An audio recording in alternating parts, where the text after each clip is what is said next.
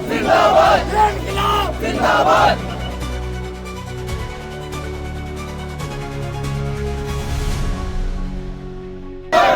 नारा तकबीर, मेरा रिश्ता क्या, ला इलाहा इल्लल्लाह।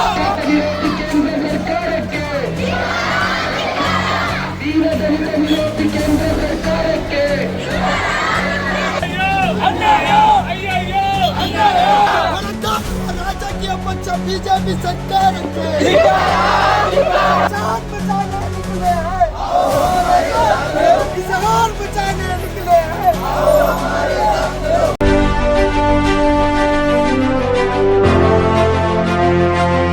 हेलो फ्रेंड्स, तनज़ीम स्टूडियो में आपका स्वागत है। All India Muslim personal law board गुरुवार 1 मई को शिरलकोप्पा में केंद्र सरकार द्वारा वक्फ अधिनियम में संशोधन के विरोध में विरोध प्रदर्शन किया। उनके तत्वावधान में उन्होंने वक्फ संशोधन अधिनियम का विरोध किया। शिरालाकोप्पा के मुस्लिम समुदाय की महिलाओं सहित सैकड़ों लोगों के साथ एक विशाल विरोध मार्च निकाला गया। एच के रोड प्रवासी मंदिर IB से बस स्टैंड सर्किल तक न्याय की मांग करते हुए हमारा वक्फ हमारा अधिकार है, इस वक्फ विधेयक के खिलाफ बड़े पैमाने पर नारे लगाए गए। उन्होंने केंद्र सरकार के खिलाफ नारे लगाते हुए तख्तियां दिखाईं।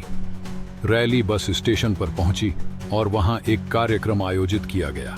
कार्यक्रम के पहले क्षण में पहलगाम आतंकवादी हमले के शहीदों के लिए मौन रखा गया। इसके बाद अब्दुल रहमान ने अपनी मातृभाषा उर्दू में वक्फ बिल के खिलाफ जोरदार नारे लगाए और लोगों को आर्टिकल 1995 के बारे में बहुत स्पष्ट रूप से बताया। उन्होंने कहा कि जिस तरह फिरौन और नमरूद जैसे शक्तिशाली राजा नहीं रहे, ये मोदी सरकार भी नहीं रहेगी, और विरोध प्रदर्शन को ईद उल अजहा तक जारी रखने को कहा गया। MD पीर लतागिरी ने अपने कन्नड़ भाषण में लोगों को वक्फ बिल के बारे में संक्षेप में जानकारी दी और इस वक्फ बिल के पीछे मोदी सरकार की साजिशों का खुलासा किया। उन्होंने कहा कि यह सरकार न केवल मुस्लिम समुदाय के साथ बल्कि सभी समुदायों के साथ अन्याय कर रही है। मुसलमानों की संपत्तियों की देखभाल करने में सक्षम है। उन्होंने कहा कि मुसलमान जागरूक हैं और अपने साथ हो रहे अन्याय के प्रति जागरूक हैं। उन्होंने लोगों को दिल पर अपना हाथ रखने को कहा और उन्हें भारतीय संविधान की प्रस्तावना पढ़ाई। अंत में तहसीलदार के माध्यम से सरकार को एक याचिका प्रस्तुत की। बल्लीगावी, चिक्कजंबूर, बिलिकी, नरसापुरा, उड़ुगनी और अन्य गांवों के सैकड़ों लोग रैली में भाग लिए।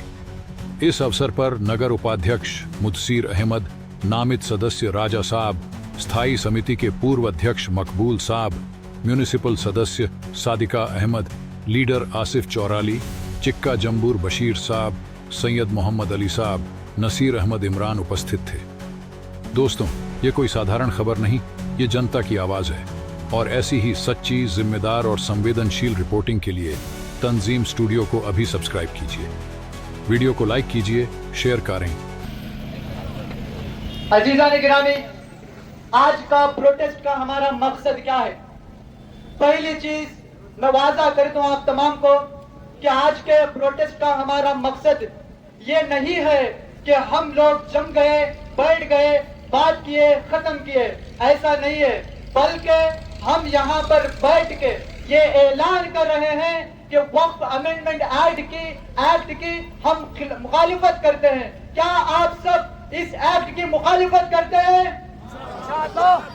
तो बोलिए हाँ। क्या आप सब इस एक्ट की मुखालिफत करते हैं? हाँ। इंशाअल्लाह इस लड़ाई को all India Muslim personal law board के ज़ेर निगरानी में ईद उल अजहा तक जारी रखा जाएगा। तो दूसरी बात यह है कि वक्फ क्या है? यह वक्फ की प्रॉपर्टी का नाम वक्फ इसलिए रखा गया है कि यह वक्फ का मतलब है अल्लाह की जमीन। किसकी जमीन? अल्लाह की जमीन। अल्लाह की जमीन पर अल्लाह के अलावा किसी और की हुकूमत नहीं बर्दाश्त की जा सकती। क्या आप अल्लाह की जमीन पर मोदी की हुकूमत को बर्दाश्त करोगे? क्या आप हिंदुस्तान में इस अल्लाह की जमीन पर इंसानों की हुकूमत को बर्दाश्त करोगे? तो यहाँ पर सिर्फ अल्लाह की हुकूमत अल्लाह की वक्फ की जमीन पर चलेगी।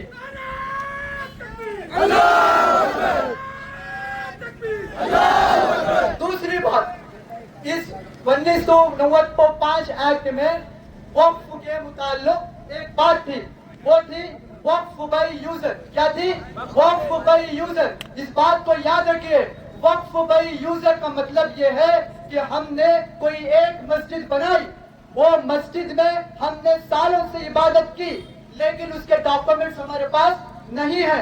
फिर भी 1990 को 5 का एक्ट कहता है कि वो अल्लाह की जमीन है, वो वक्फ की प्रॉपर्टी है। मोदी गवर्नमेंट अब ये चाहती है कि इस वक्फ एक्ट के जरिए से वक्फ बाई यूजर, यानी सालों से हमारी जो मस्जिदें हैं, हमारी जो दरगाहें हैं, हमारी जो कब्रिस्तान है, उसको हड़पने की कोशिश कर रही है। क्या इस हड़पने की साजिश को आप बर्दाश्त करोगे? क्या इसकी मुखालिफत करोगे?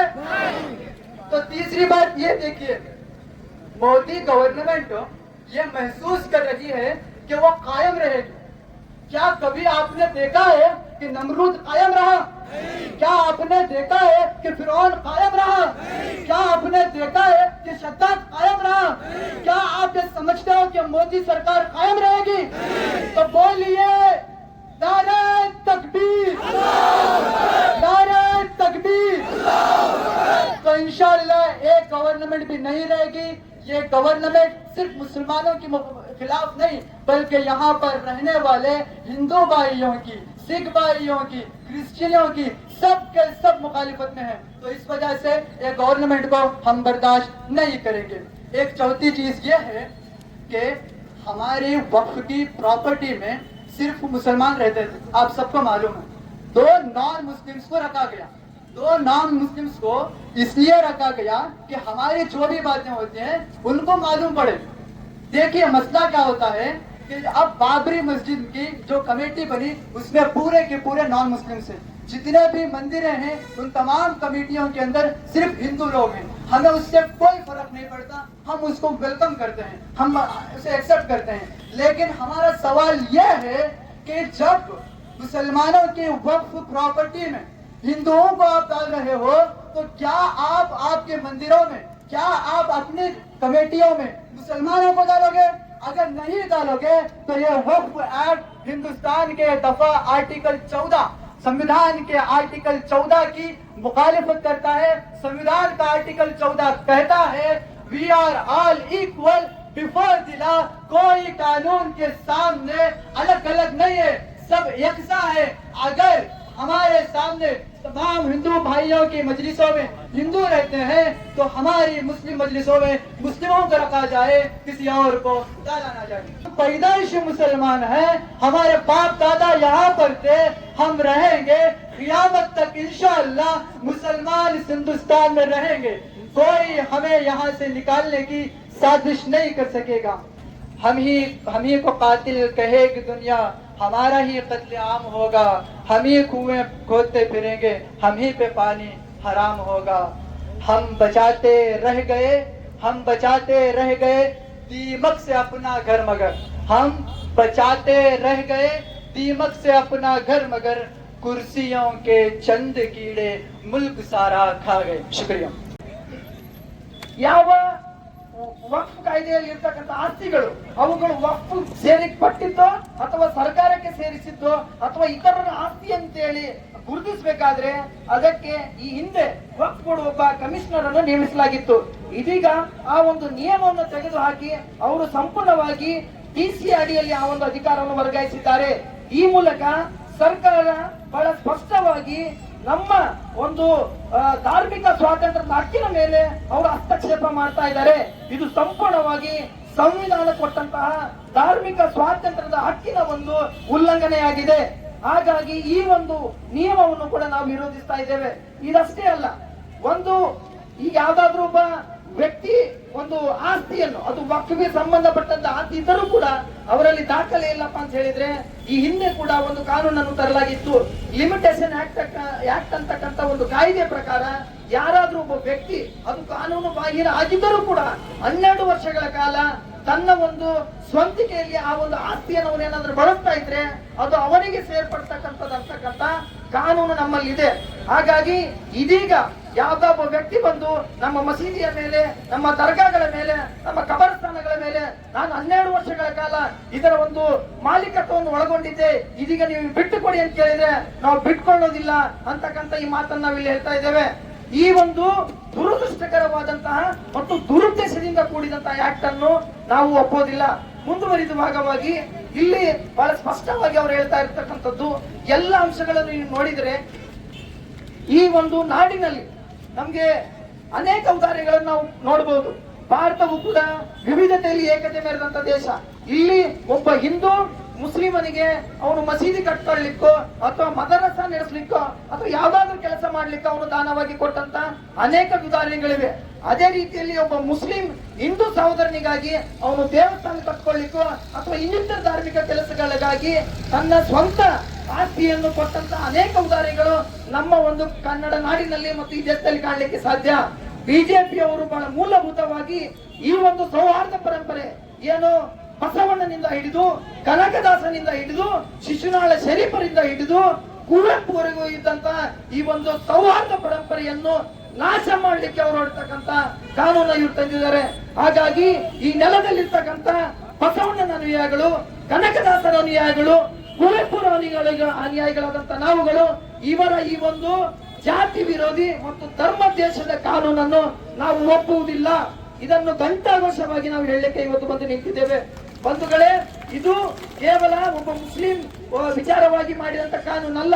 ಈ ದೇಶದಲ್ಲಿ ನಡೆದಂತ ಒಂದು ಸೌಹಾರ್ದ ಪರಂಪರೆ, ಸಾಮಾಜಿಕ ನ್ಯಾಯದ ತಳಹದಿಯಲ್ಲಿ ಬಂದಂತ ಎಲ್ಲ ದಾರ್ಶನಿಕರು ಅವರ ಒಂದು ಆಶಯವನ್ನು ಇವರು ನಾಶ ಮಾಡ್ಲಿಕ್ಕೆ ಹೋಗ್ತಾ ಇದ್ದಾರೆ.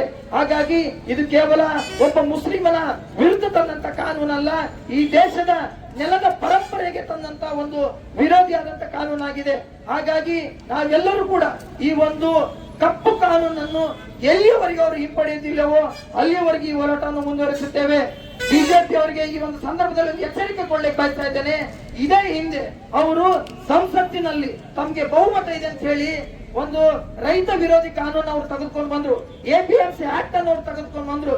ಈ ದೇಶದ ಬೆನ್ನೆಲುಬಾದಂತ ರೈತ ಬಾಂಧವರು ದೆಹಲಿಯಲ್ಲಿ ಸುಮಾರು ವರ್ಷಗಳ ಕಾಲ, ಸುಮಾರು ತಿಂಗಳುಗಳ ಕಾಲ ಹೋರಾಟದ ಪ್ರತಿಫಲವಾಗಿ ಬಿಜೆಪಿ ಸರ್ಕಾರ ಅವರ ಮುಂದೆ ಮಂಡಿಯೂರಿ ಆ ಕಾನೂನನ್ನು ವಾಪಸ್ ಪಡೆಯತಕ್ಕಂತ ಸಂದರ್ಭ ಬಂತು. ಅದೇ ರೀತಿಯಲ್ಲಿ ಈ ದೇಶದ ಮುಸ್ಲಿಂ ಸಮುದಾಯವು ಕೂಡ ಆ ಕಾನೂನನ್ನು ವಾಪಸ್ ಪಡೆಯುವವರೆಗೂ ಕೂಡ ನಾವು ಒಂದು ಹೆಜ್ಜೆಯನ್ನು ಹಿಂದಿಡೋದಿಲ್ಲ ಅಂತಕ್ಕಂಥ ಎಚ್ಚರಿಕೆಯನ್ನು ಈ ಸಂದರ್ಭದಲ್ಲಿ ಕೊಡ್ಲಿಕ್ಕೆ ಬಯಸ್ತಾ ಇದ್ದೇನೆ. ಬಂಧುಗಳೇ, ಈ ದೇಶದ ಸ್ವಾತಂತ್ರ್ಯದ ಸಂಗ್ರಾಮದಿಂದ ಹಿಡಿದು ಮುಸ್ಲಿಂ ಎಲ್ಲ ನಮ್ಮ ಪೂರ್ವಜರು ಈ ದೇಶವನ್ನು ಕಟ್ಟಿದ್ದಾರೆ.